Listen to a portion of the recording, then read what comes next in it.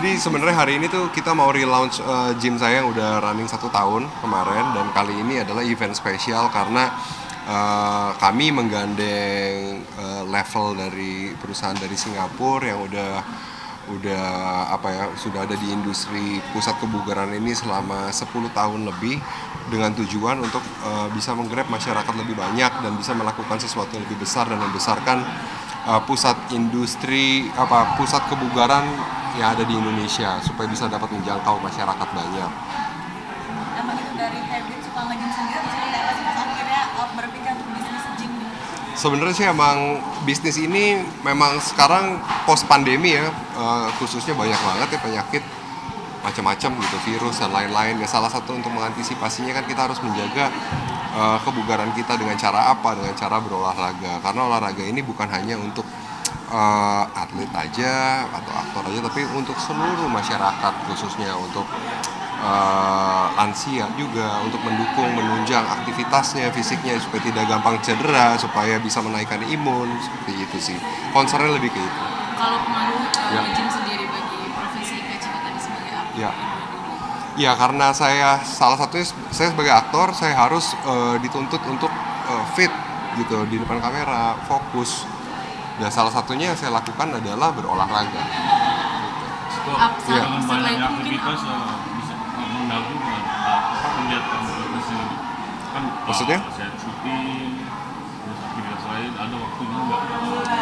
Sebenarnya sih untuk berolahraga bagaimana caranya kita mensiasati sih, ini salah satu adalah kebutuhan gitu. Ketika kita bekerja ya memang kita kerja, kita sibuk, tapi ya nggak ada kata sebenarnya ketika kita ingin melakukan segala sesuatu pasti kita akan menyediakan waktu ya minimal 1 jam, 1,5 jam, 1 hari, masa kita nggak bisa. hidup sehat ala Kak Cika sendiri seperti apa sih Kak? Ya pastinya yang namanya hidup sehat itu harus balance ya, bukan hanya olahraga, tapi bagaimana cara kita mengatur uh, apa yang kita makan, maksudnya nutrisi, istirahat, begitu juga dengan olahraga itu sendiri. Sejauh ini ada pantangan nggak sih? UYCG memutuskan untuk bekerjasama dengan Level Ya, ya, inovasi atau ya. teknologi lain yang akan ditawarkan sendiri. Kenapa Kak? Oke, nah ini yang menarik. Kenapa akhirnya kami memutuskan bekerja sama dengan Level Singapura? Karena kami percaya gitu loh. Ketika saya dan partner saya ketemu dengan Syok dari Level Singapura, kita mempunyai visi dan misi yang sama untuk membesarkan pusat kebugaran yang ada di Indonesia gitu. Dengan adanya Level Singapura ini kita mempunyai berbagai macam kelas gitu yang bisa diikuti sama masyarakat yang fun gitu, dan juga banyak yang menarik gitu, apa ya, beginners friendly lah. Jadi orang-orang yang baru memulai olahraga pun juga jadi nggak tidak takut untuk memulai gitu. Karena kita emang pendekatannya itu sangat berbeda. Apakah dengan terjalin kerjasama ini Ya. akan mempengaruhi segmentasi pasar yang sebelumnya? Sejujurnya dengan adanya kerjasama ini, justru kami memperkuat industri kebugaran yang ada di Indonesia. Jadi kita justru ingin meningkatkan awareness kepada masyarakat yang ada di Indonesia agar memulai hidup sehat. Gitu. Karena olahraga itu fun. Olahraga itu sebenarnya bukannya, jadi orang yang ingin datang ke sini dia tidak punya pretensi apa-apa, dia tidak takut, workout dan fun gitu. Mas Adam tadi Ya. bilang olahraga kan Mas juga sendiri mulai keluar dengan olahraga itu semenjak kapan Mas di usia berapa? Sebenarnya dari usia muda ya gitu. Maksudnya kayak olahraga ini kan emang benar-benar dibutuhkan ya oleh masyarakat, apalagi ya seperti yang saya bilang tadi gitu, balik lagi ya post pandemi gitu. Apa sih yang bisa kita lakukan untuk untuk menjaga kesehatan kita gitu. Ya salah satunya usaha kita adalah olahraga. Pengen body goals berapa sih Mas Cika sendiri mungkin dari Mas Cika sendiri nih? Kalau body goals macam-macam, orang pasti punya goals yang berbeda ya Mbak ya. Oke, ini ada Jani dari perwakilan dari Level, jadi kita bisa sama-sama dalam bertanya. Kak Cika tadi ya. selain menjaga kebugaran mungkin manfaat apa sih dari segi pemikiran dari mindset yang bisa Hmm. gym?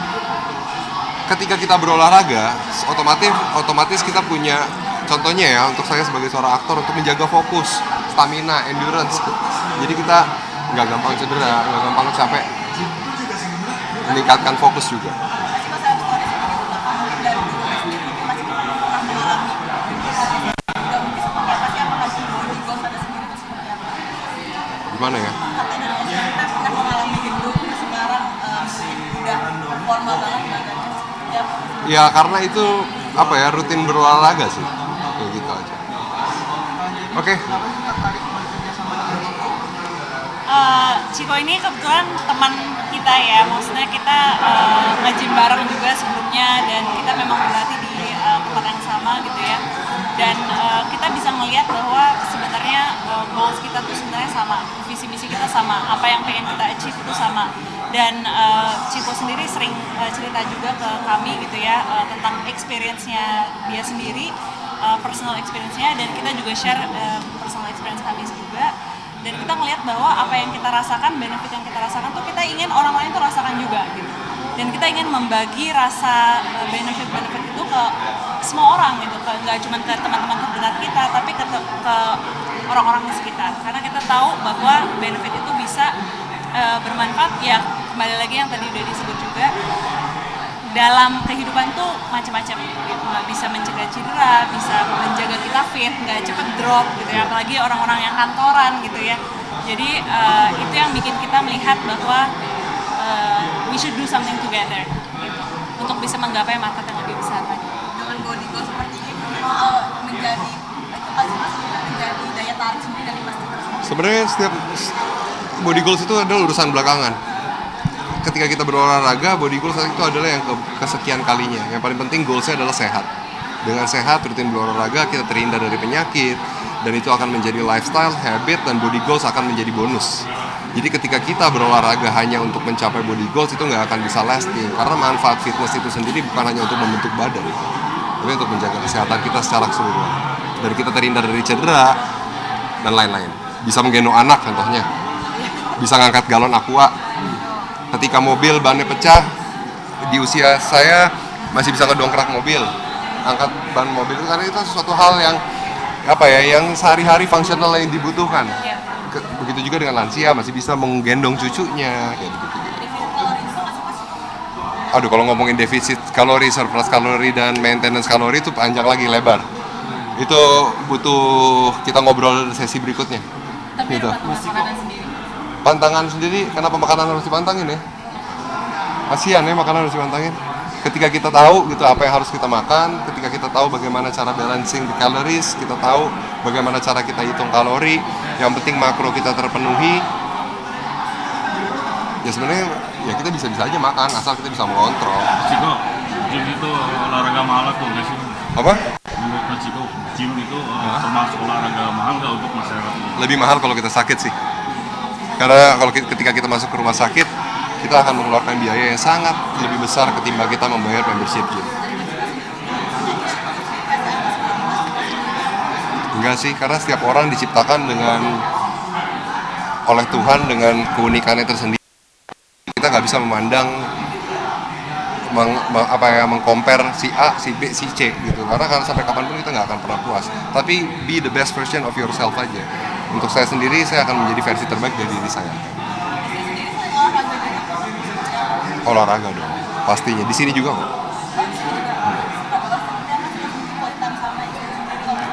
Kita fokus ke sini dulu ya, Mbak ya.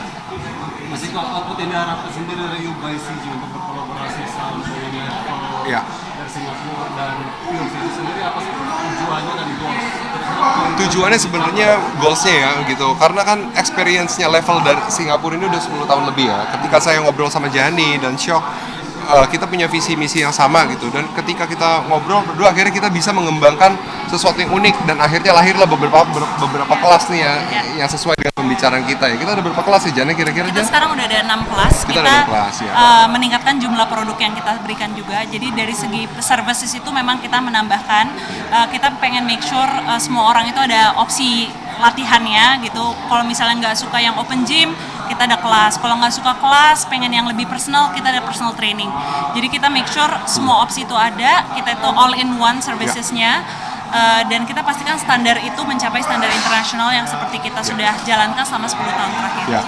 Jadi yang uniknya adalah sekarang ini kan industri pusat kebugaran ini sudah menjadi lifestyle, dan mimpinya ini bisa ada di mana-mana. Seperti kopi, zaman dulu kopi sekarang kopi udah jadi lifestyle gitu, dari Sabang sampai Merauke udah ada coffee shop. Begitu juga dengan industri pusat kebugaran. Gitu.